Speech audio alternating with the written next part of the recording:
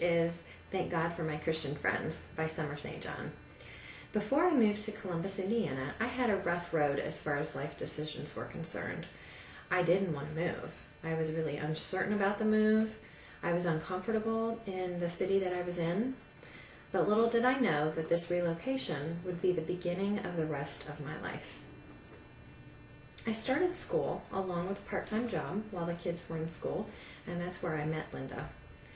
Linda was a 60-year-old firecracker when we met. I have never seen a human being so joyous at every moment. We worked closely with one another, and I got to know her rather well. One afternoon, she gave me a gift. It was a prayer journal. I had no idea what to do with a prayer journal. Sure, I went to church most Sundays, and I even grew up as a minister's granddaughter. But I didn't think about church or God during the week, only on Sunday. She had written her testimony in the front of the prayer journal, along with instructions on how to use it. The first night, I went home and wrote my very first entry in my prayer journal. Following the steps, I wrote my confessions, thanks, praises, and requests to God for the very first time. That's all it took to get me hooked, and again, little did I know the work that had begun in my own heart. Meanwhile, my husband's ex-wife, Kelly, had mentioned to him an interest in watching our youngest child during the day. Honestly, I was a little hesitant. After all, he was in a great preschool facility that offered everything under the sun, all the amenities that a parent could ever want. Would he be intellectually stimulated enough at someone's home?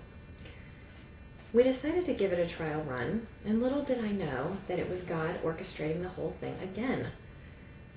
Kelly and I were cordial for a while, as anyone would expect from a wife and an ex-wife's relationship. Gradually, her sweet spirit began to soften my heart in a way that I would never imagine. Finally, I broke down and accepted the Lord into my heart, and 3 Sundays later, I was baptized. Kelly was right there with me every step of the way. I was having a difficult time writing my testimony for the baptism. I didn't feel like I had expressed the right words. Knowing my fears, Kelly called me the night before the baptism and said, "I feel like I need to come pray with you."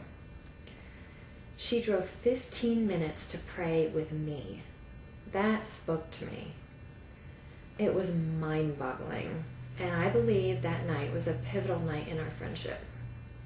We laughed, we cried, we hugged, we worshiped, we prayed. That is the kind of friend that she is to this day. She is truly amazing. When I least expected it, God used both of these women to mend my heart. He orchestrated in His perfect timing all the events that saved my soul.